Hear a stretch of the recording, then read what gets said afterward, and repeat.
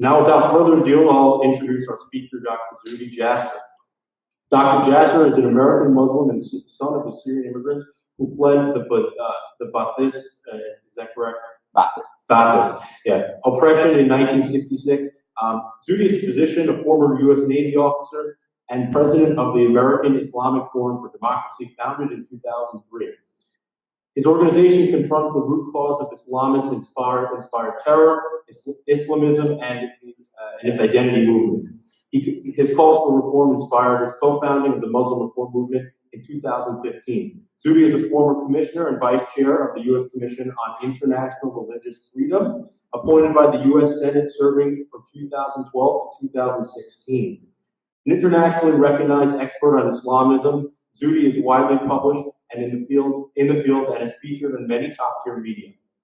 He regularly testifies to the United States Congress to the threat of global Islamism and domestic and foreign counter-ideology strategies. Zuhdi's work is dedicated to championing universal human rights rooted in American and Western identity from within the House of Islam.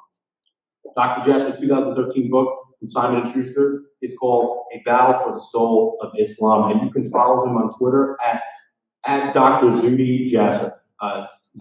So without further ado, Dr. Zuhdi Jasser.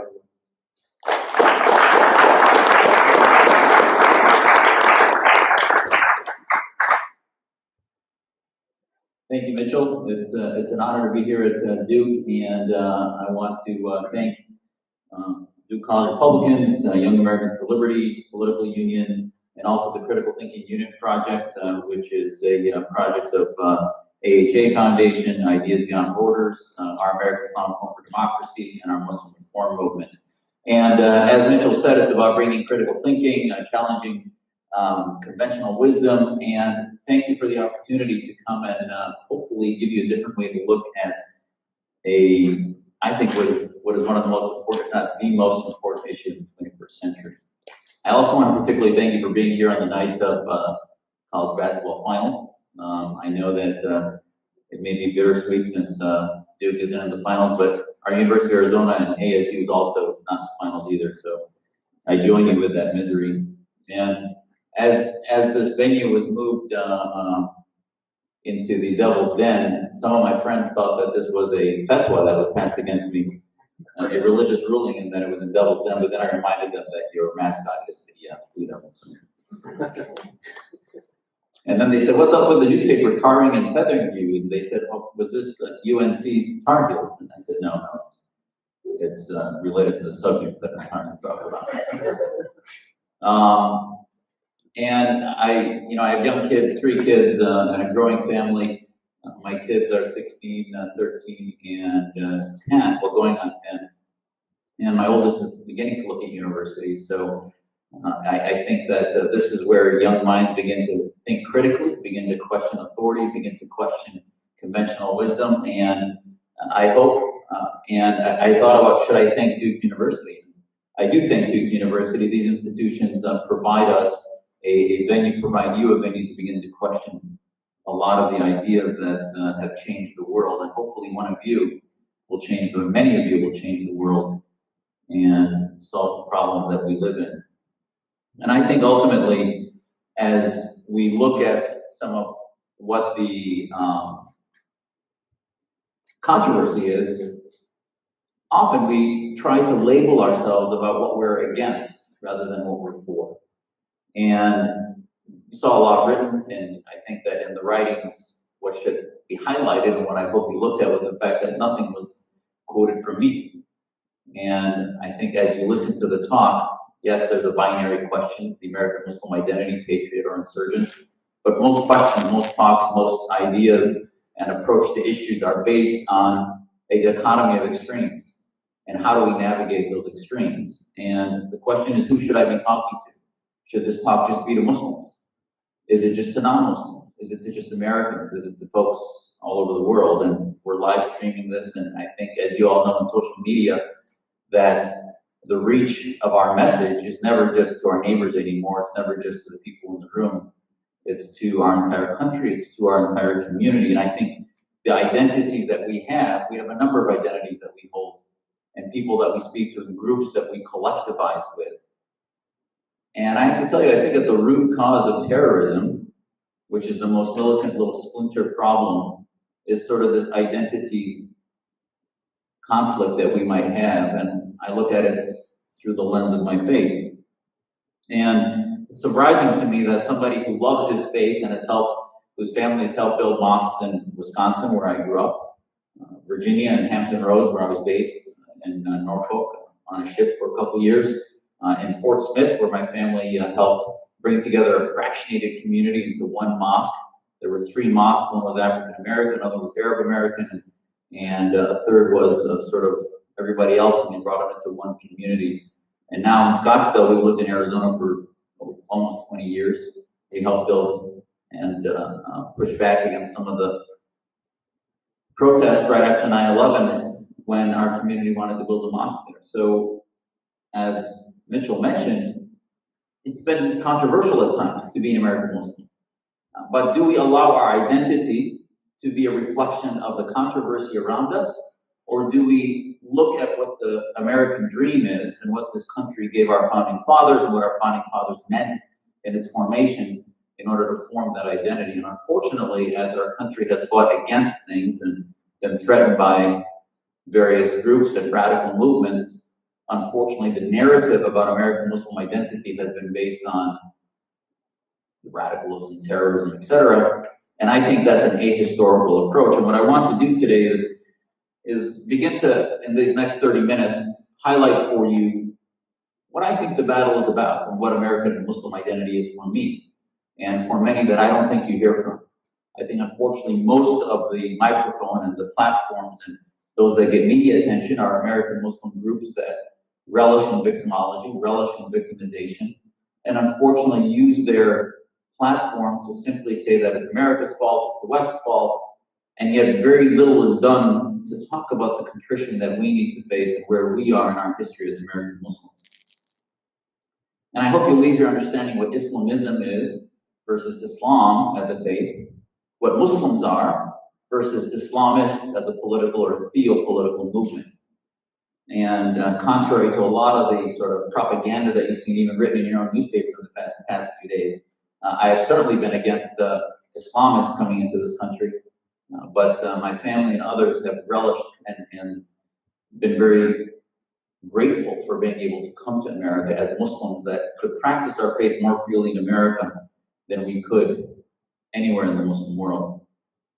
There are revolutions happening all across the planet, and I want to quote for you before we get into some of the revolutions that occurred since 2011. Thomas Jefferson wrote a letter to John Adams in 1823. He said, and I want to highlight a few words in this letter that he wrote. He said, "The generation which commences a revolution rarely completes it. Habituated from their infancy to passive submission of body and mind to their kings and their priests, they're not qualified. They're not qualified." Right? Today's editorial said, "I'm not qualified because I don't have a degree in Sharia, right?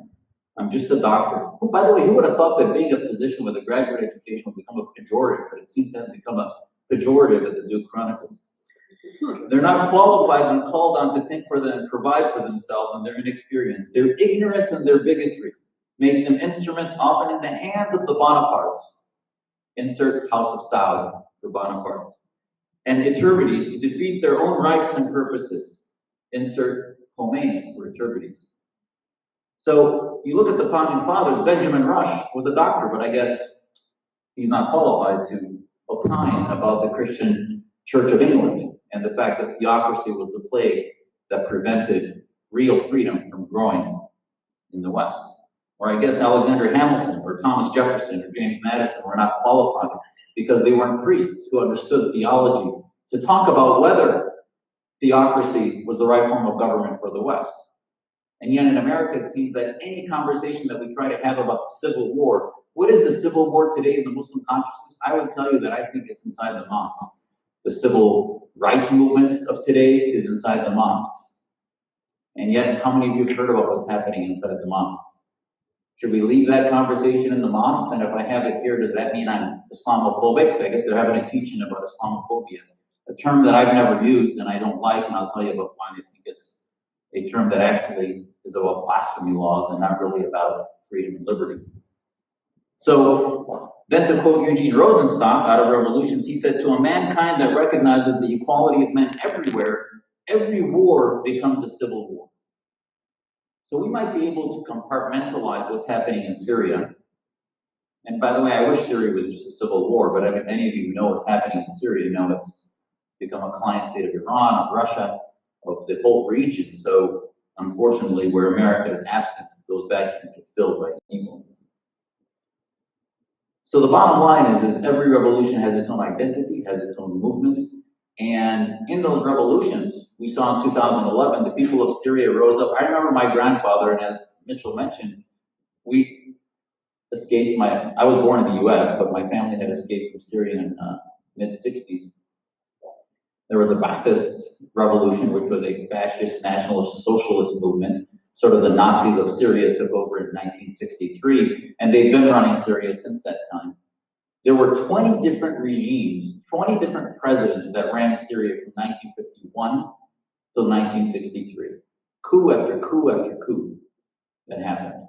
Most of which were bloodless coups because the people had no weapons, no means of defeating the military. So ultimately, it solidified with a fascist socialist movement. And then the Assads took over, Hafez Assad took over in 1970. But today, what you're seeing, what you saw in 2011, was cathartic, was a release in which finally my grandfather told my dad, and if he was able to escape because he felt the Syrian people would never take ownership for their own government, for their own society. And it really, I wish he was alive today to see what had happened. Now, obviously, it's become a genocide with two sides of the same evil coin. One side militant ISIS, Islamic fascism of ISIS, and the other secular military dictatorship, which really isn't secular of Assad. He's in bed with Khomeinists, Hezbollah, which is as theocratic as you can get. So I think it's a mirage to say that Assad is secular. But at the end of the day, lost in between that false binary choice is sort of the moderates in Syria, which thought that if they went to the streets, that the world would wake up and see that people were being pegged like ants in the streets with bullets, with 150 to 100 being shot a day. Now we have 600,000 dead, 10 million displaced out of a population of 20 million. But really, the West, not that we needed military intervention, but at least to pay attention to provide protection for those and at least push back against other infiltrations into Syria, Russian, Iranian, and others in the region that had filled vacuums. We saw the revolution in Egypt, and while they were good protesters, they really turned out to be not very good Democrats, small d, if you will, in how to run government. So there's revolutions, and I think as you look at these revolutions and as you understand the Islamic Muslim identity in America, I do think that we have to start to look beyond our borders in America to see what to do with the Muslim consciousness and what I do with my own Muslim identity and what I teach my kids. Because we might think that all that matters is what happens on the streets here in North Carolina or in Arizona or in Illinois. But at the end of the day, the identity that we bring to our dinner tables is shaped by what happens around the world, especially when you talk about a faith identity of a people that are a quarter of the world's population. And ultimately, Islam is 1,439 years old, almost 39. What happened to Christianity at its 15th century? This is a little map, timeline map of the 30-year period in which every country in Europe was involved in major war that 8 million people died in the 30 years war, fighting between factions of various sects of Christianity. And the Enlightenment was growing, ideas of freedom and liberty were beginning to take root. And I know one of the most common questions I get is, who's the Martin Luther of Islam? And listen, that's going to be Islamic scholars with degrees in Sharia that can begin to reinterpret Islamic law with a 21st century innovation. And I'll talk to you about innovation in a second. But what Islam needs today, before we get to Islamic jurisprudence, is it needs a John Locke. It needs a James Madison and Alexander Hamilton. Thomas Jefferson. Long before, because before you can get the clerics to start to address theocracy, they have to be contained into the mosques and universities. If they control government, if they control the economies, as they do in Saudi Arabia with the oil system, we see MBS, I prefer to call them MBS. We see MBS going around the country now from city to city, basically pretending to be the great reformer and other things about Saudi Arabia, and at the end of the day, it's all window dressing. He's giving you, what, a 2030 plan about how Saudi Arabia is going to change. He's not talking about changing the Islamic State mentality, changing core concepts of jihad, of apostasy and blasphemy laws. He's talking about letting women drive and all these other peripheral things that are important and are certainly huge changes. But I think we have to put in context of where Islam is. And I think if you look at how we got to where we are right now in the Islamic consciousness,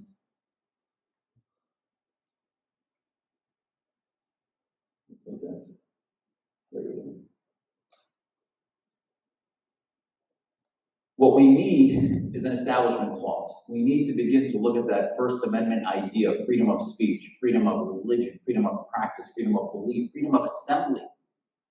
These are things that we still in America are struggling with. And what does freedom of speech mean on campus? And what are the ideas that we can and cannot address? In our Muslim reform movement, and I'm going to talk to you about this later, we believe that ideas don't have rights, human beings do. Because the moment you believe an idea, like Islam has a right, so you call it Islamophobia, you don't call it bigotry against Muslims, they call it Islamophobia because they don't want you to criticize Islam. Because Islam has rights as an idea. It doesn't have rights, no more than Christianity, Judaism, Americanism. Ideas don't have rights. They're free to be fodder for public criticism.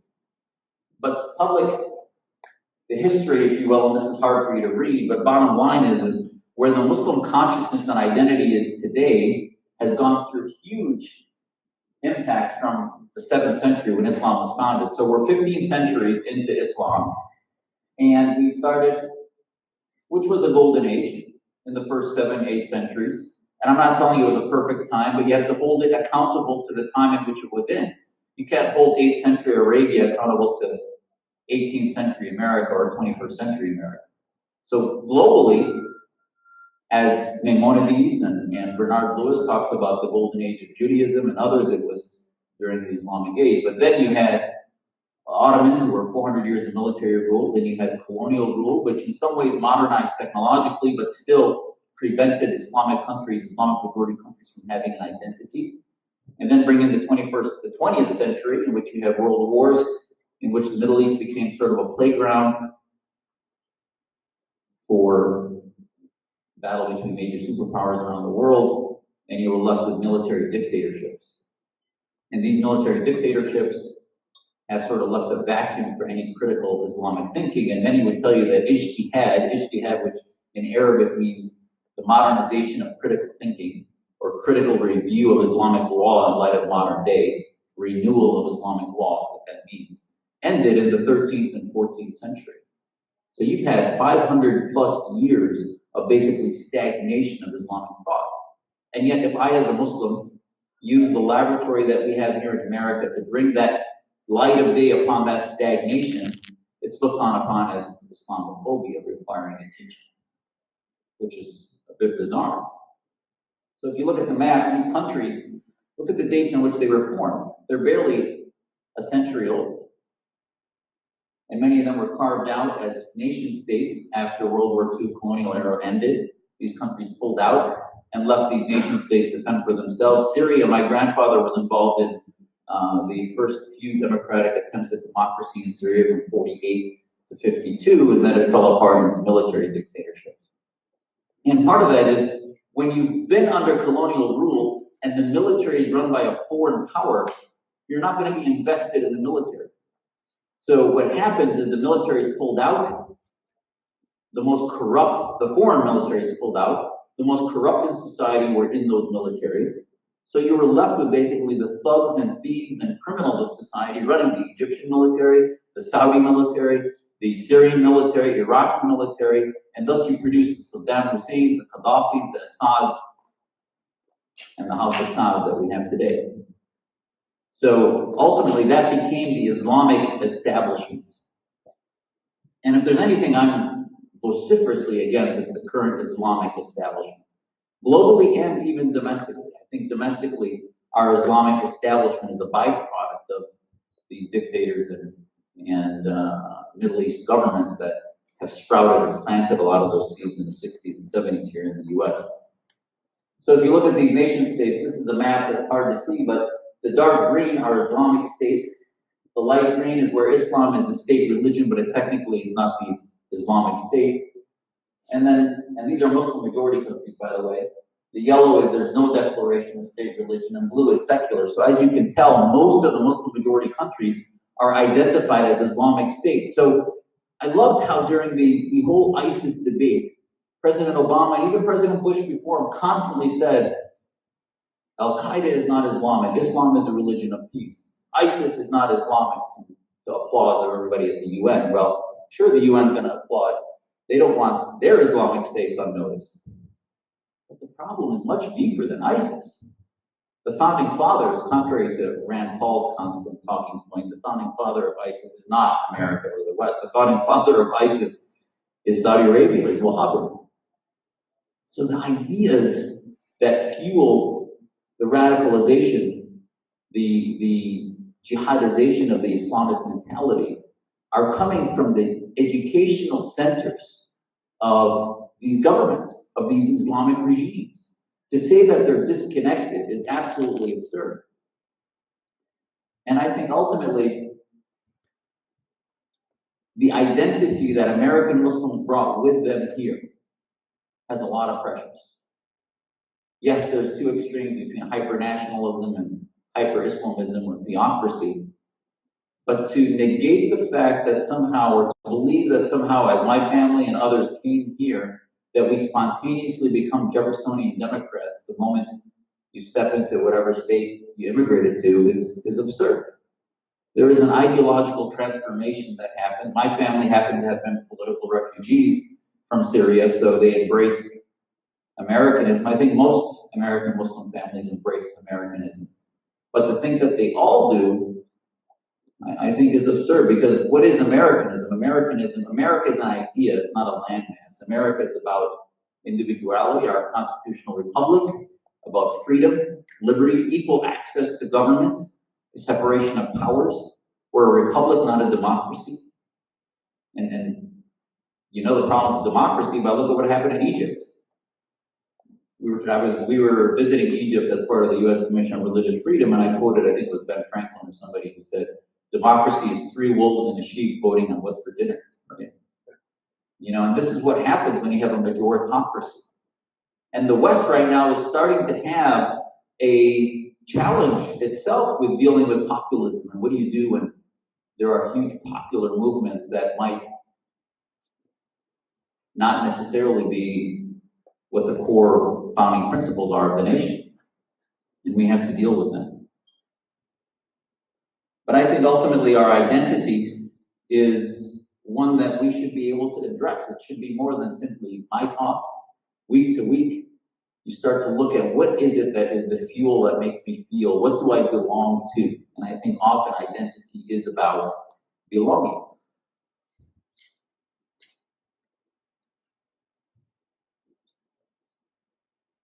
So, belonging. We all know the sports belonging, right? Which team you belong to. In Arizona, obviously, I went from being a Packer fan to being a Cardinals fan. The Duke fans here are at a rivalry with the UNC fans. And ultimately, sports is that emotional thing we see globally. Sometimes the biggest riots are after soccer games and after major sports events. So we see that that sense of belonging often drives identity. And I think ultimately that emotionalism is, I think, very healthy, as long as you look at what builds your national identity. Because if you look at the most extreme, and you can learn from the most extreme, and by talking about the most extreme, it doesn't mean that everybody fits into that most extreme definition. But you go from the mild identification stuff to the most extreme, like the jihadists. They become jihadists because at some point in their life they say, I want to die for jihad. there's something I want to die for, and these young, impressionable youth who are looking for redemption, whatever it is, all of a sudden say, ISIS is the cause, Syria is my cause, I want to go and die for that, it doesn't matter. And that's how you get 40 jihadists from the Minneapolis area and others who become radicalized. So most of right now, our largest agency in government is Homeland Security. We have a sophisticated whack-a-mole program to figure out how to counter what these guys and some gals want to die for. And yet we're doing nothing on offense. So we have a whack-a-mole trying to figure out, telling them that violent extremism is bad. We won't even name what it is, which is violent Islamism. But yet we keep telling them that's bad. We have to stop it before they get radicalized. And radicalized to us means that they went violent. We're not doing anything on offense. What is the offense? The offense is wanting to die for freedom, wanting to die for liberty. Patrick Henry, give me liberty or give me death. Was he a terrorist? He was somebody who believed the fact that the best system for society was a democracy, and he would fight against theocracy. So I think ultimately this has been why we're losing the war globally against radical Islamism, is because we don't have an offense. And when you talk about the offense, you get labeled as an Islamophobe, because within the Muslim community, I'm asking you to take sides. Not to make Islamism illegal. No, I don't think, just like in the Cold War, it was wrong to even try to put the Communist Party underground, but we didn't go to the Communist Party to tell us how to strategize against the Soviets. We realized that the best defense against the Soviets was an offense that was pro-free markets, pro-radio free Europe. We started to push the ideas of freedom and liberty in an unabashed, unembarrassed way, domestically and globally. And yet right now, we have no offense against political Islam.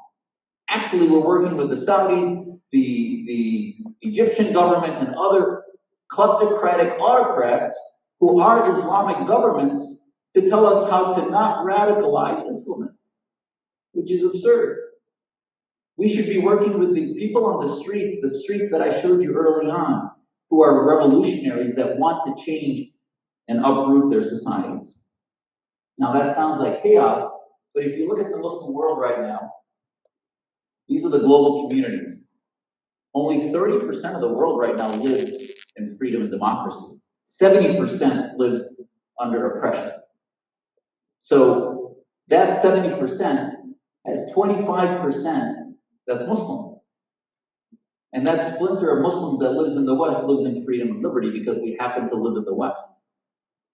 But to say somehow that if I was to discuss what is the role and responsibility of Muslims via our faith for fighting back against autocracy and theocracy, that somehow that's anti-Islam, I think, as the quote from Jefferson is there's nothing. Rebellion against government is, when it's for freedom, is for God. And that's one of the reasons that we're a government under God. And I think this is one of the core things, is when I look at my identity and why I ultimately joined the US Navy, was I felt that I could be more Muslim in this country than in any other Muslim majority country. These are the countries that went through the Arab Spring, which is better called the Arab Awakening. The dark maroon ones are ones still in rebellion, violent rebellion. You've got countries like Egypt that went through a few revolutions and now are back to being dictatorships. Egypt just had an election yesterday, which was a sham. It's really lost a lot of the ground it gained. But you know, I'm very optimistic. I think that if you look at the Western revolutions, how many revolutions did the French go through as they ultimately ended up with their democracy? And revolutions sometimes take a number of iterations. So Egypt's going to go through 3.0, 4.0. Syria hopefully will not give up its struggle against Assad and against ISIS and radical Islamists. And I think all of these countries now, it's an opportunity.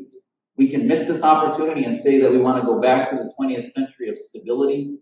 That was a false stability. Anyone who thinks that the 20th century was a stable period of calm because there was no ISIS or little Al-Qaeda sort of rejects the notion of what created these militant groups.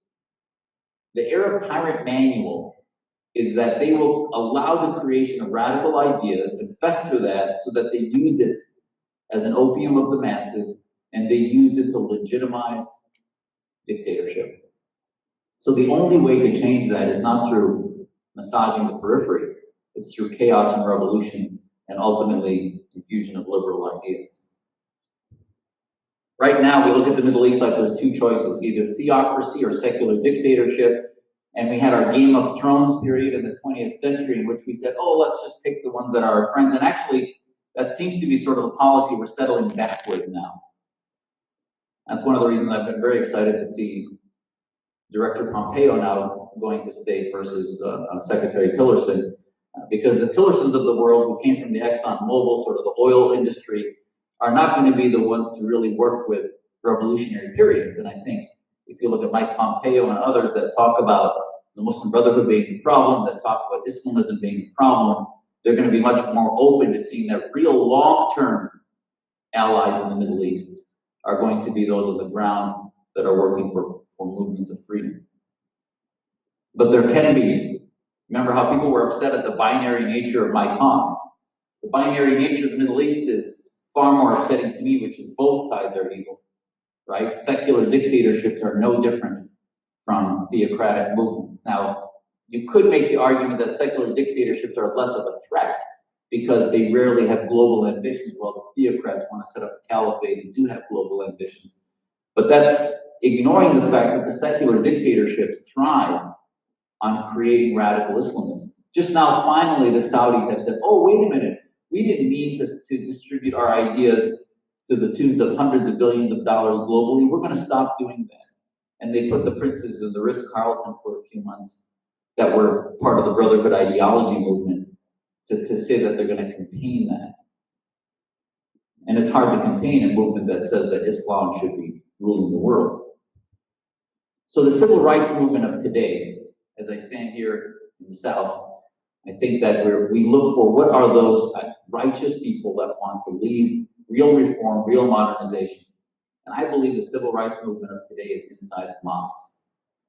Challenge your Muslim friends. Ask them, do women have leadership positions in their board? Is there anti-Semitism being preached from the pulpits of their mosques? Because if you don't link, I don't think it's hard to debate the fact that violent anti-Semitism is precursed by non-violent anti-Semitism. Violent homophobia has a precursor of non-violent homophobia.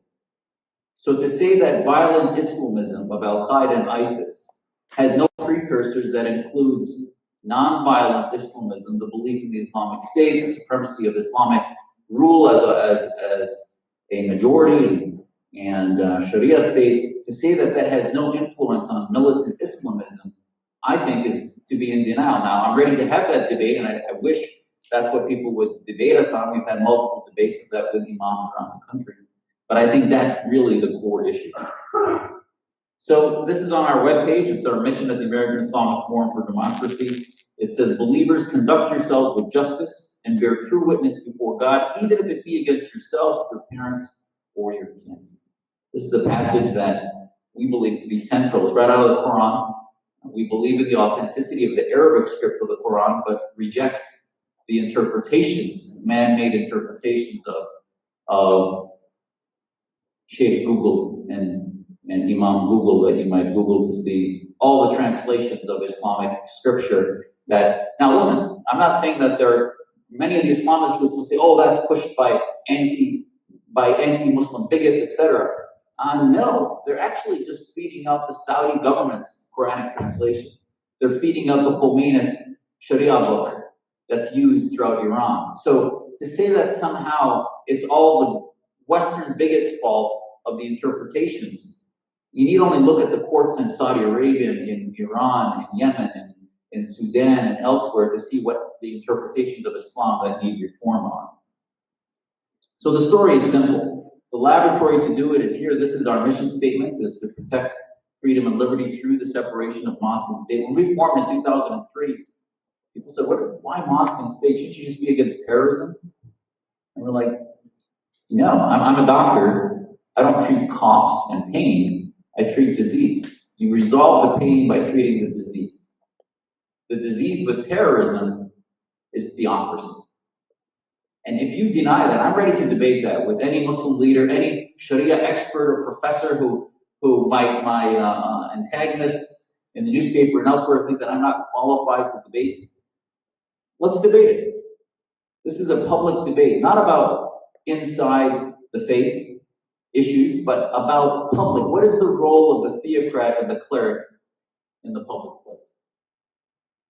This is a creative anthology of poetry and music that's being put by Syrian folks, many of whom listed even here. I got this from a year and a half ago. Some of them are dead already. And I can tell you that the future of the Middle East is creating and innovating. And the Islamist mentality is that innovation, or bid'ah, as they say in Arabic, is haram, is bad, that anything new that doesn't do it exactly the way the Prophet Muhammad did is bad. I do a podcast called Reform This, and in that podcast, one of the episodes I talked about was, is the Prophet Muhammad an Islamist? That's the debate. Because if I'm trying to put new things onto Islam, then I must be outside the realm of what is and what is not Islamic. So the question is I believe in the 7th century, the Prophet Muhammad was an Islamist. But there were no American secular democracies for him to use as an example, or Western societies. And Islamism, I think, was the best system at the time that existed. But I think if the Prophet Muhammad was alive today, he would reject Islamism. No different than we adopt modern medical science, computer science. Political science should evolve too. And political science in the West has evolved, and I think if the Prophet Muhammad were alive today, he would reject Islamic State identity, and he would say our primary identity of our ummah, our faith community, should no longer just be Islamic, but we are a global ummah that divides into nation states based on the ideas of that state. And unfortunately, when you talk about diversity, it's amazing. I see so many things written, as we saw in the newspapers here, about diversity and being welcoming and being afraid of the other. Why is diversity just about skin color and ethnicity and nation state of origin? Diversity should be about ideological diversity. I mean, I was called a regressive cardiologist. By the way, I'm an internist, but the regressive cardiologist that stands before you is actually considered very progressive in my mosque. While in the American concept of faith and family values, I might be pretty conservative. In the mosque, I'm considered a flaming far-left liberal. So this is the narrative that exists in the American mosque and the Muslim identity right now, and I think we need to address. My own identity we helped build the first mosque up in northern Wisconsin. I went and visited it a year ago. It's still the same size. I remember my family getting a donation request from Saudi Arabia to say, oh, we can help you build this huge mosque. And they said, keep your money and help the poor in your country, rather than send it to this country where we don't need it. And to this day, it still hasn't grown much as far as the physical structure, but the community has grown exponentially there. And I think my own identity is having chosen to serve in the military. And if you look at the chapel at Bethesda Naval Hospital, we added a crescent when I was there, had prayer services for Muslims. And ultimately, also, I went to Mecca when I served on the U.S. Commission and spent a few extra days there, not doing a pilgrimage since it wasn't at the right time, but at least doing what's called Umrah. And I think if you look at Islamism, I've talked to you a little bit about that, but Islamism is different than the faith. Islamism is a political movement that believes that political parties should unite around Islamic law and the adherence and adaptation of not only a national identity that's Islamic, but legal principles that are based in Islamic law. So whether it's the Khomeinists of Iran, which is the Shia flavor of Islamism, or the Muslim Brotherhood of Egypt, which is the Sunni flavor of Islamism, it's all the same sort of construct or worldview, which is that the state identity should be based in Islam and not in some other identity. So the most important question I always get is, well, what percent of Muslims agree with you? And are you a mutation of the Muslim community, or what is this debate? And I think ultimately there's a continuum, just like every community, between those who are theocratic and those who are secular. Now, I wouldn't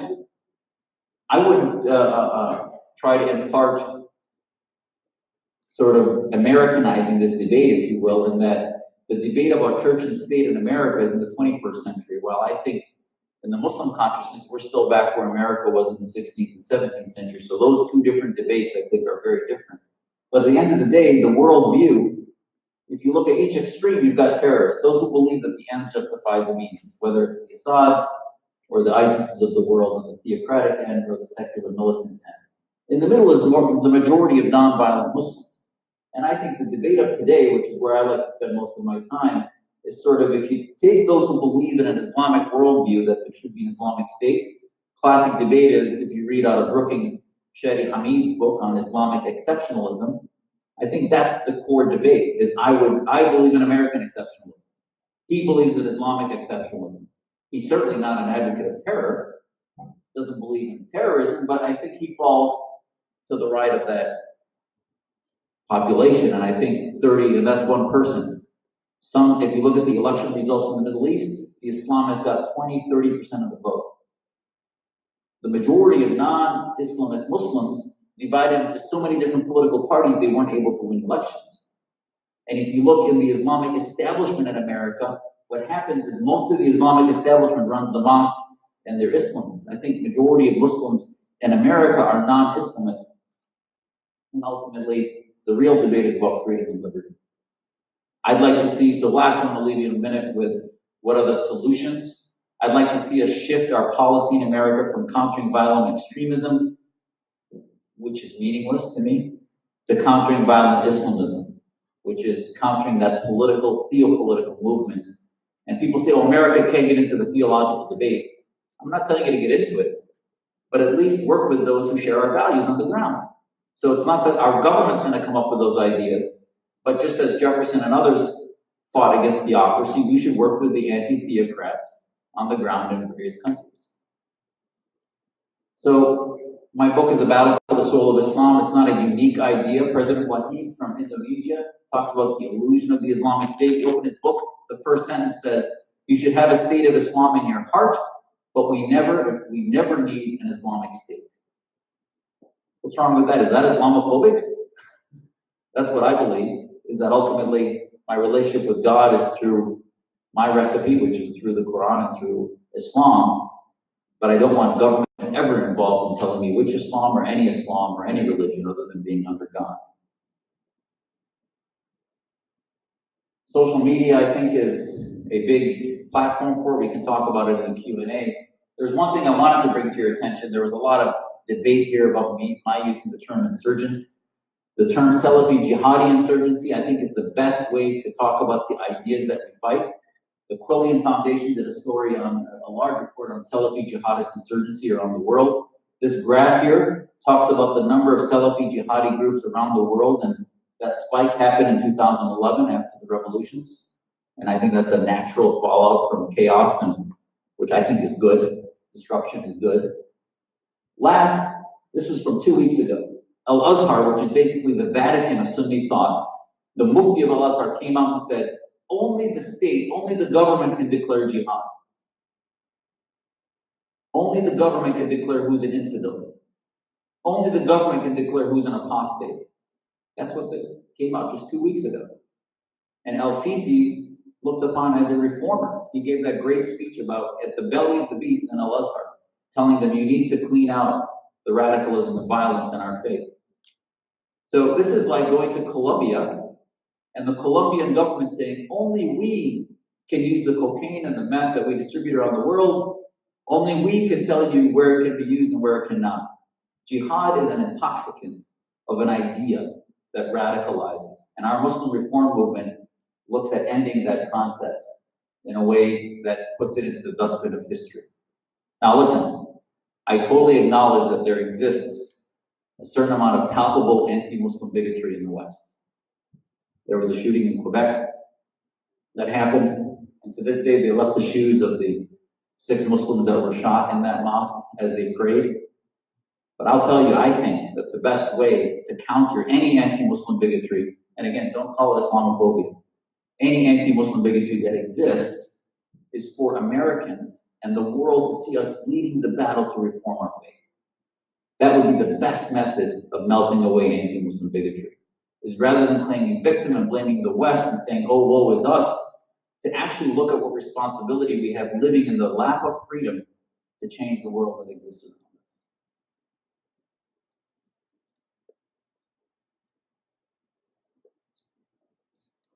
So ultimately, I want to end on, there was, let's see if I can get this. This is our Muslim reform movement. We went to mosque, posted our declaration. I put that on the seats for you to see, our two-page declaration of ideas that we believe is sort of the goalpost at the other end of the end zone, that we're trying to get the community to, principles that we believe in that are based in Western secular ideas. And I think that ultimately through that declaration,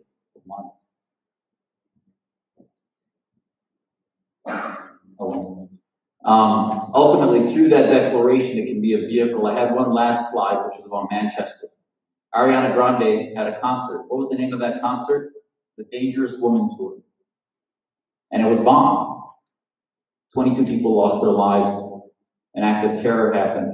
And her response I had on a slide didn't mention Islam, didn't mention Islamists, jihadists, nothing, just apologized to her fans. And yet now we're seeing so many popular folks getting all exercised about guns and other things, which is fine. I don't want to get into that. But at the end of the day, why can't we? She was targeted, I believe, because of her ideas, because of the freedom of Western music and liberty and freedom and other things. And yet we can't seem to get pop culture to respond to these very challenges against feminists, against gay rights activists and others. And as Peter Drucker said, culture eats strategy for breakfast. You know, we can sit from here to eternity and talk about what we need to do in an intellectual way and get the professors to talk about what Islamic law really is and when ijtihad began and ended. But unless we get into the mass media and social media, as we saw with President Trump's election, it was all based on celebrity status and other things that ends up getting elected.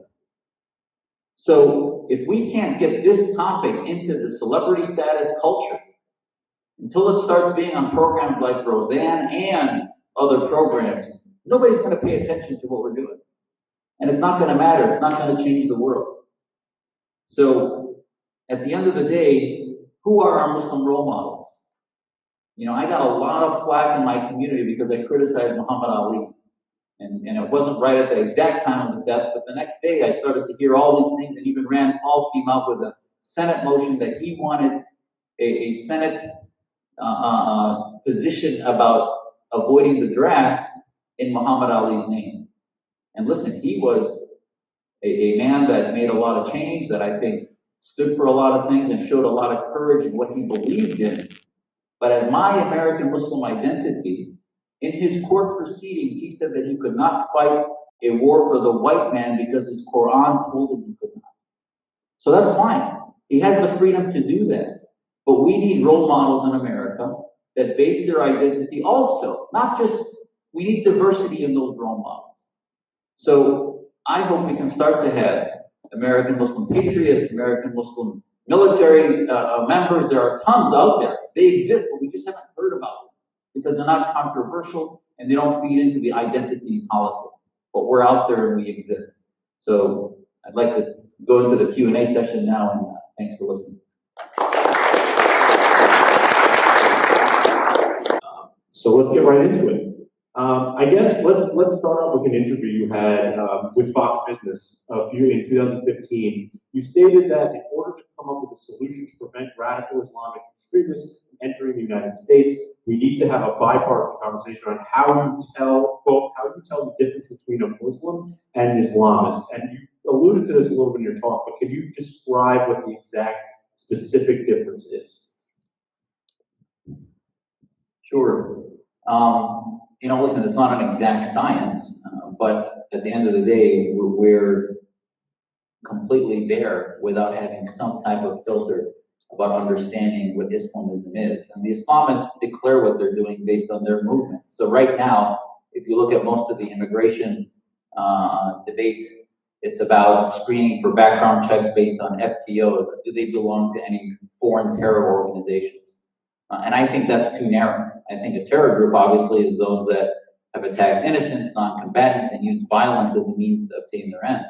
But what is the end? So Islamists are those who believe that where Muslims are a majority, not where they're a minority. Islamists may live in America or in Europe and say that we follow the laws of the land. They're not anarchists. They would still follow the laws of the land, but they believe if they became a majority, that the Constitution would no longer be the American Constitution, but would then be the Quran. So Islamists view the Quran as not a source, but the source of law. And I think that's one. So how do you tell that? There are ways to go through in an interview to see what their worldview is. Do they believe in caliphism or the caliphate, that the Organization of Islamic Cooperation, those governments that are Muslim majority, should unite under one caliph, if you will? Do they believe in Sharia being the central source, Islamic law being a source of law or the source of law? Do they believe that the debate on law should be based in reason or based in exegesis, where imams and clerics determine what that law should be? Another way to tell is how open they are to free speech and criticism and what they consider to be blasphemy law. So one question you could ask them is, do they think that the Prophet Muhammad can be criticized through cartoons and degradation and other things? While that might be offensive to me, I still think it should be protected, because obviously the center of American democracy is not protecting that speech that doesn't offend you, but that speech on the periphery, like Charlie Hebdo, right? And the folks at Charlie Hebdo learned very clearly after they lost 14, 15 of their colleagues to terror what Islamists actually believe. And that's the most extreme Islamists, the Islamists that will tell you, well, okay, we don't want you to criticize Muhammad, but we also don't want you to criticize Jesus, Moses, Abraham. So they think all faiths should somehow be off limits to criticism, which I think is a sign of theocracy. Transitioning a little bit, I'd like to go a little bit into the foreign policy aspect of things. And I guess I'm going to put you on the spot here. If President Trump called you into his office right now and he said, what policy approach should we take to make sure that the right people are coming into our country, to make sure that we're eradicating this, as you said, Islamism in the Middle East, this violent Islamism. What do you tell him? What is the best way to go about it? And before you get fired the next day. Yeah, that's a good question. I think ultimately the goal of every president should be to have a strategy and a policy that they would leave after 4 or 8 years, making it less likely that our sons and daughters will have to go fight war to keep us safe anywhere. And I think even, President Trump and others that might be more on the isolationist side, though he's proven to be sort of a more rigorous, hawkish, isolated nationalist, if you will, in that where conflict is necessary, he attacked Assad regime once after a chemical attack to make a point. So we're not seeing exactly pure isolationism. But I do think that what we need is a whole of government approach to where he convenes a commission on radical Islamism. And that commission on radical Islamism should include Muslim thought leaders from our reform movements and other critical thinkers, national security think tanks, different branches of government, to look at how we approach these things so that we look through the same lens. Whether it's immigrants coming here, we vet against Islamism and for those who share our values. I mean, if they're coming from Syria and Turkey and they believe in Islamic theocracy, they can go to a Middle Eastern country, Saudi Arabia or elsewhere. Why should they have to come here if they believe in Islamic theocracy? So at the end of the day, I hope you would convene a commission on radical Islamism. He talked about it in his campaign, and I hope it would, if it's chaired by some Muslim leaders and has some Muslim leaders on it, it would then begin to educate. I think some of the terminology and language that he used in the campaign, like Islam hates us and other things, I think wasn't well thought out, and I think could be thought out better by narrowing it down to Islamists, etc. I think our worldview in the Middle East should be that where America is absent, those vacuums get filled in by Russia, Iran, etc. So right now, yesterday he floated the idea of leaving Syria, and you've seen pretty universal pushback, and I think his own John Bolton and Mike Pompeo and others will push back on that and say, we've proven in Afghanistan and Iraq, when we pull out, that gets ceded to other regimes like Iran and the Taliban, and in Syria would be ceded to Russia and Iran. So I don't think we need to have that many troops in Syria, but at least it needs to be palpable that we're helping the Syrian democratic forces there. And, I think in the long term, if you don't want to be sending our sons and daughters to fight wars in the next 10, 20 years, we need to stop having a 6 to 12-month approach to foreign policy. The 6 to 12-month approach is a whack-a-mole program where ISIS might be gone now, but we pull out completely, they will be back in some other form or the same form in 6 to 12 months. So we have to have not only a counter-jihadist approach in the Middle East, but a pro-liberty approach where we're on the offense. And I would tell him to resurrect, and I think now we saw Heather Nauert is going to take over the public diplomacy undersecretary position, which I think is a great change, where you have somebody who was in media, that if you follow her Twitter feed, she's been very confrontational with dictators in the Middle East and others. I think the U.S. Information Agency that did quite a bit in the Cold War to push American ideas to Radio Free Europe, etc. Right now, we have Al Hurra and Middle East Broadcasting Network that is only doing about 0.5% of what it should be doing globally. We are getting eaten alive. The stuff that you're reading in your newspaper about me is actually printed. A lot of it is taken off of Google from Al Jazeera and foreign Islamist media that CARE and other groups work to sort of push this narrative that's anti-American and pro-Islamist, and yet we've had no offense. So I would tell him that we need to have an offense in pushing America's ideas. If you believe in American nationalism, what our country stands for, then we should not be shy to spread our ideas of liberty. Speaking of what we have to do here at home, President Trump and Secretary Mattis have gotten a decent amount of praise for, getting a lot of the ISIS militants out of that territory, out in the Middle East. But a big threat, this is what makes ISIS unique, is they have the ability to influence people based on social media and create and radicalize people within countries like the United States and other European countries without physically being there. So how do we become, this is a term that always gets thrown out a lot, how do Americans become, and American Muslims, become more vigilant, and how do they deal with this to prevent this radicalization process so people like the people in San Bernardino don't come out and do these terrible things? Yeah, I think we have to look at it instead of looking at the end point, which is the San Bernardino couple, the Boston bombers, and all of these little, they're not lone wolves, by the way. Most of these guys are known wolves who've been known to be on the fringe already in their radicalization. You have to look far before. So let's say you're countering drunk driving, right? What we're doing right now is we've deployed police to the streets. We're making sure we look for cars that are veering, etc. But we're looking for inebriated folks that are driving. We're not approaching the alcoholism. So what is the alcoholism in these militants? The alcoholism is the Islamist mentality.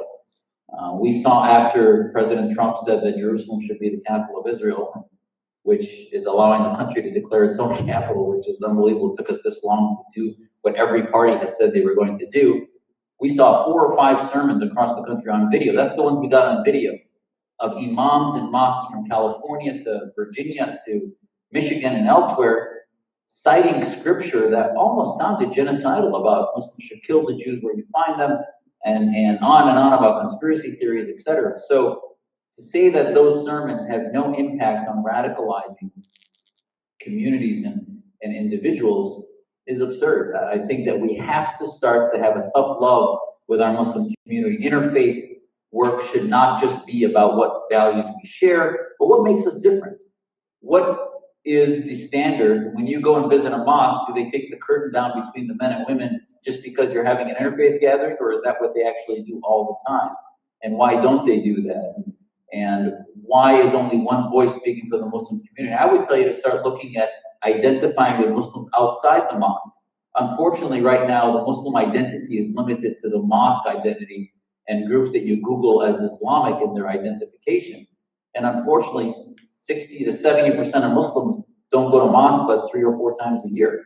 So their identity is yet still forming in an organizational capacity. So I think similarly, we have to start to engage our faith community in a different paradigm, and social media allows us to do that. And if you're going to counter the militants, by the time they get to find Inspire magazine that tells them how to make a pressure cooker bomb, we're way behind the power curve.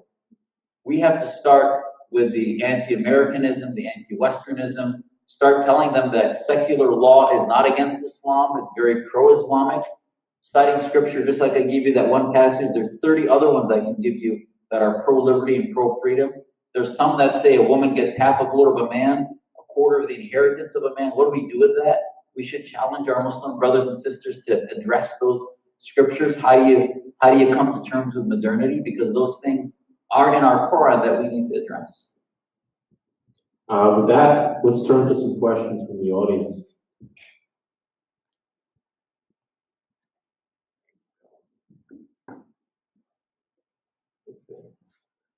So I'm going to try and read these the best I can. Some of them are long. Are there chapters of the Muslim reform movement in the Triangle area or other organizations here where people can go get involved in this work at the local level? So our Muslim reform movement, I left you the declaration on your chairs there. On the back is a list of the leadership that founded it. We've got a number of new leaders that have joined. And, our membership is sort of, if you look at the paradigm that we're looking at, the paradigm of the Muslim reform movement is a sort of who are those willing to take on what Ezra Nomani has called the honor brigade. The honor brigade being those who come and will fight to make sure that nobody questions the honor of the faith of Islam and the collective of the Islamic identity. And yet that questioning of authority is very American. So you've got Ezra Nomani in Washington, and she's from West Virginia. You've got Raheel Raza in Toronto, Nasser Khader in Denmark, who's a parliamentarian there, Osama Hassan, an imam in London, and Quilliam Foundation with Majid Nawaz, and so many others that are listed there. And they each have their own organizations. We don't have anybody here that I know of in the North Carolina area. But I will tell you that, people said, if you try to gauge movements in history based on who can quickly fill an auditorium with thousands of followers, that's not where Islamic reform is in our history right now. Because in this country, we are taking on an establishment. And the establishment right now, the Islamic establishment, is the checkoff box for, on one side of the partisan equation. You've got a partisan equation that's using the Muslim minority for partisan politics, where one side says, we will protect the Muslim minority no matter what they believe. We don't care if they're anti-feminist, anti-gay. We don't care. We just want to say we protect their rights, their civil rights, so they check the box for the Muslim minority. Then you have the other side that securitizes the Muslim identity and says that, well, everyone might be a potential terrorist, so we're the ones that are going to protect this country against the Muslim threat. Lost in the middle is 90% of America that's like, wait a minute, where's the Muslim voice? And you've got basically the Gulf petro-Islamic voice out of Washington lobby that's speaking on our behalf, that basically says that Islam is a religion of peace, and we went after 9/11 from Islam as a religion of peace, where the negative beliefs about Islam in America were 35%. 35% of the population said Islam was a threat after 9/11. Today it's 60%. So all of these organizations in Washington have been so effective, they've doubled the fear of Islam. And I was the one listed in Duke Chronicle as fear and loathing comes to your university. And yet they're the ones who've overseen a doubling of the fear. Why? Because I think Americans haven't witnessed Muslims who are contrite and coming to terms with reform and I think a more forward approach in reform. So as a result of that context, it's going to be hard to have a large populist movement like the Tea Party and others rise up. Why aren't there Muslims in the streets? I'm told they should be marching on Washington. That's not where we are in our reform right now. We're getting together, and I have a graph and a longer talk I give about what it takes to start getting mass movements. And the tipping point is about 9 to 10% on most of these mass movements. So our constituency is not the mosque-going Muslims. Our constituency are the non-identity movement Muslims that are business folks, engineers, lawyers, physicians, accountants, students, liberal arts thinkers. We're the ones who say that if you're going to start a university in the Middle East, don't just start an engineering school or medical school like Cornell or Harvard did. Start a liberal arts school, a humanities school, journalism school. That's the schools that are not being opened in Saudi Arabia and Qatar and Dubai and elsewhere, because those are threats to the regimes. And I'm being told we are running a little short on time, so this will be our last question. You mentioned that we ought to support democratic grassroots movements in Muslim countries. Now, this is a long question, but I'll try and I'll fit it in. Do you believe we ought to reject support for Israel in favor of free elections with Palestinian Authority, or that the U.S. should have supported the democratically elected Muslim Brotherhood government in Egypt? In short, what about Islamist democratically elected governments? I don't know if the last part of the question makes sense, but you can answer what I asked. Wow, so that question went from Israel to Islamists to all over the place, but I'll try to answer that. First of all, if you go to our website, we don't spend that much time on the Israeli-Palestinian issue because I think it's a diversion by Islamists. I think that for Muslims, Jerusalem initially was the direction in which we prayed, and then the Prophet Muhammad changed that to Mecca because he did not want to divide us against the Jewish people and other faiths, and wanted to maintain a more Islamic identity. So I think that the controversy over Jerusalem, over Israel, is exaggerated by the Islamists intentionally, the Brotherhood type groups like Hamas. But that's my personal view. I do think that the recognition of Israel we actually have principles that our members have to sign before they become members, and one of them is that we believe in the statehood of Israel. And there's only one state that's guaranteed by God in the Quran, and that's Israel.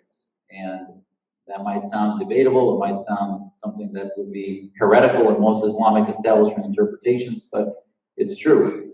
The word Sharia itself you can't even find in the Quran. It's hard to find other than maybe one or two instances.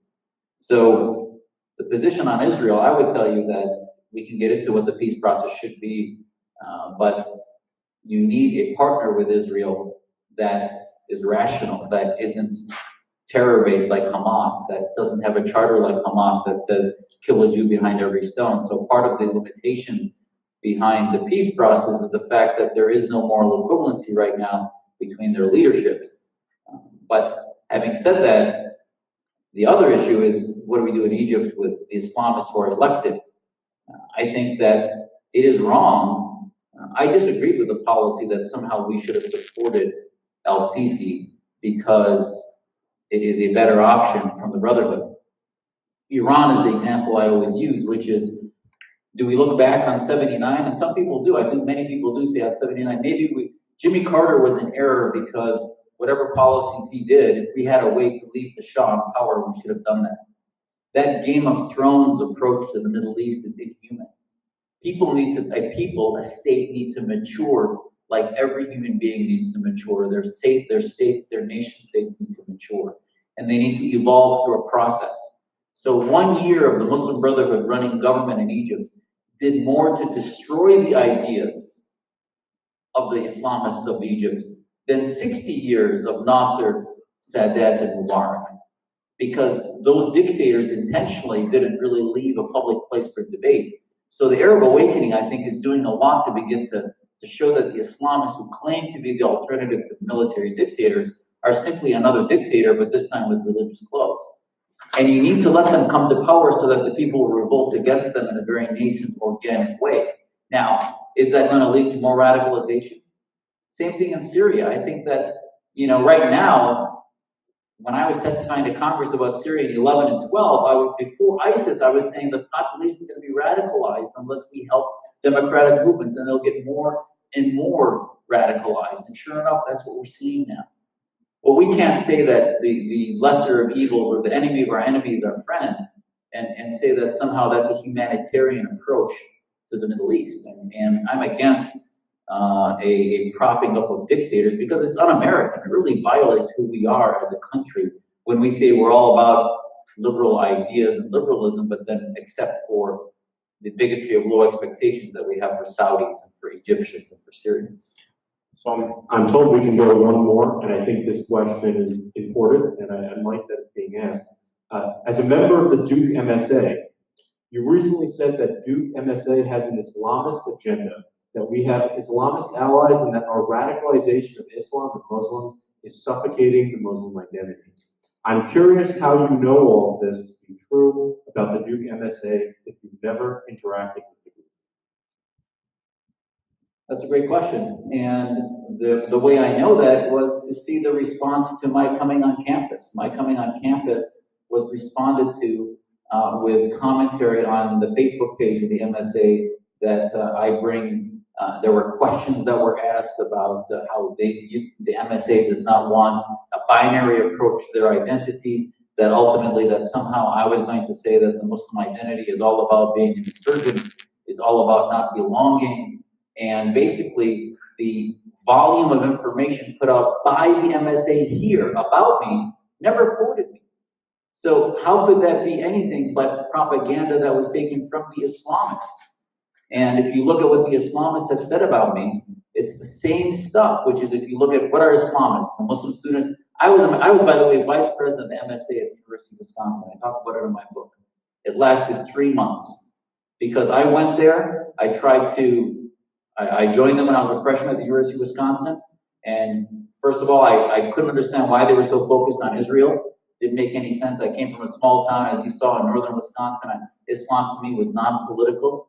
And when I joined the MSA there, we had an international food fair. And next thing I knew, the MSA was saying that they weren't going to let the Jewish Student Union at the time put hummus out and baklava out because those are Arabic foods and not Jewish foods. And I couldn't believe that we were fighting over the ethnicity of food. Now, that's my experience. Maybe the MSA at Wisconsin is different than the one 30, 25 years later here in Duke. It might be. But I couldn't find anywhere where Duke MSA has spoken out against Islamist movements in Iran, with the Muslim Brotherhood, with a lot of things. Now, you may say it's not relevant, but I would say if you're in an institution of higher learning and addressing what it means to be an American Muslim, then I would hope that you'd start to push back against the theocrats that exist in our faith. So I'll give you the benefit of the doubt and say that maybe you're not Islamist, but you're certainly not anti-Islamist because I haven't seen those words.